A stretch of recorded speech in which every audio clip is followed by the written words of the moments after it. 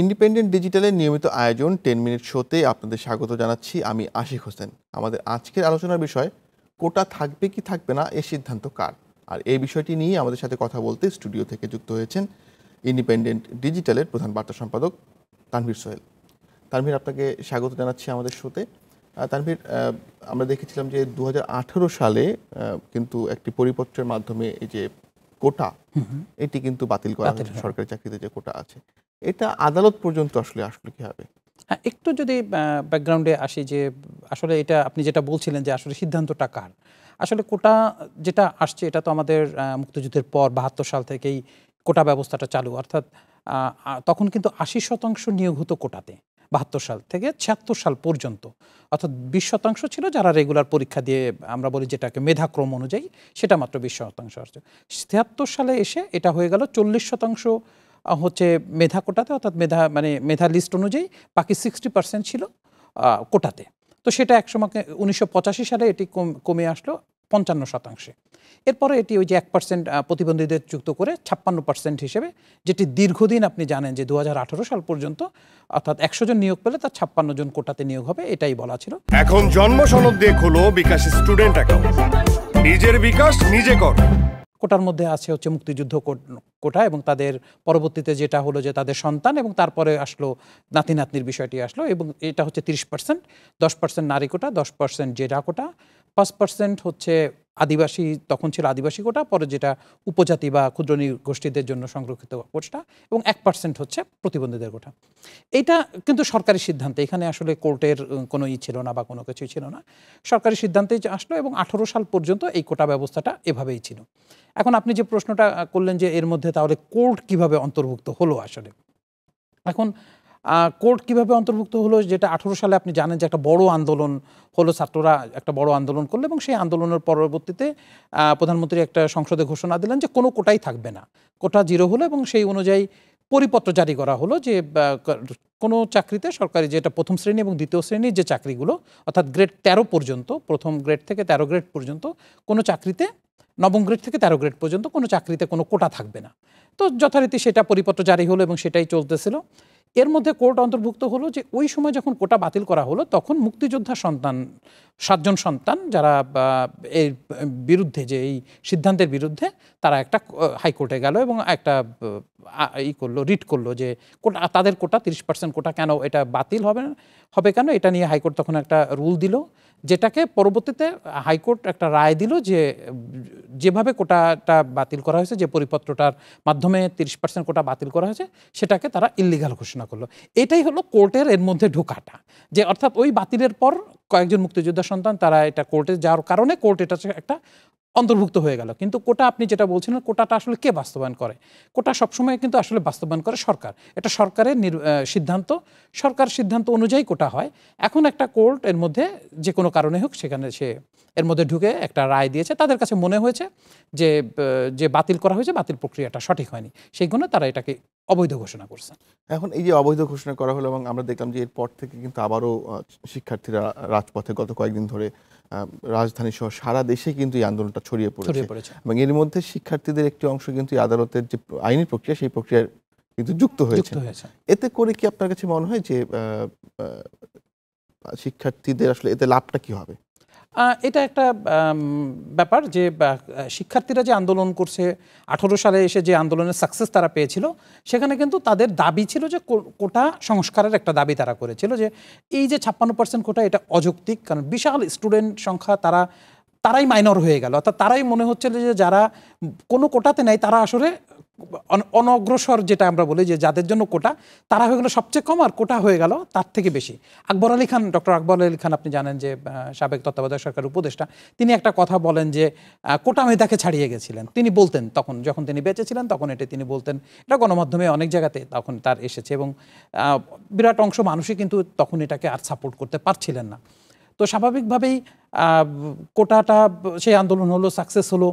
এখন হঠাৎ করে যখন এই হাইকোর্টের রায়টা আসলো, হাইকোর্টে যেহেতু কেউ গেলে বিচার প্রার্থী সেই অনুযায়ী হাইকোর্ট তার মনে হয়েছে তিনি সেভাবেই তার যুক্তিতর্ক শুনানিতে তিনি রায় দিয়েছেন এবং সরকার কিন্তু এটার বিপক্ষেই, মানে তারা তাদের অবস্থানেই ছিল এবং তারা এই রায়টা যেন স্থগিত করা হয় সেজন্য কিন্তু তারা আপিল বিভাগেও গিয়েছেন, চেম্বার আদালতে গিয়েছেন। তো এখন যেহেতু স্টুডেন্টরা আন্দোলন করছিলেন, আন্দোলনের দাবি একটা, সেখান থেকে তারা আবার এই পক্ষভুক্ত হওয়ার জন্য দুজন আবেদন করেছেন, তারা থাকবেন কিনা সেটি কোর্ট জানাবে। তো আমার কাছে মানে ঠিক আন্দোলনটা তাদের যে দাবির আন্দোলন, আবার এর মধ্যে কোর্টের প্রসঙ্গে যাওয়াটার মধ্যে যাওয়া মানে হচ্ছে তারা একটা আইনি প্রসেসের মধ্যে ঢুকে গেল। এখন এটাকে কেউ স্বাগত জানাচ্ছেন যে হ্যাঁ তারা একটা আইনি প্রক্রিয়ার মধ্যে গেল।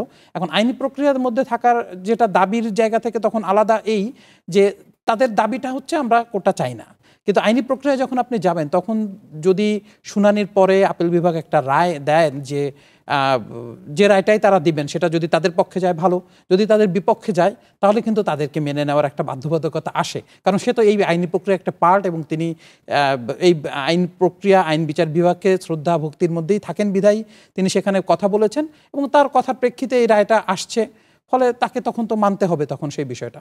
এখন যদি ধরা যাক যে আপিল বিভাগ হাইকোর্টের যে রায় সেটা কি বহাল রাখলেন, অর্থাৎ কোটার যে পরিপত্রটি বাতিলের যে পরিপত্র জারি করা হয়েছিল সেটাকে অবৈধ ঘোষণা করে দিলেন, সেক্ষেত্রে কি হবে? কারণ এই যে আপনি যেটা বলছিলেন যে যারা সংক্ষুব্ধ হয়ে আদালতে এসেছিলেন তারা কিন্তু মুক্তিযোদ্ধা কোটার পক্ষে এসেছিলেন, সেক্ষেত্রে কি সবগুলো কোটাই ফিরে আসবে নাকি শুধুমাত্র মুক্তিযুদ্ধ কোটা?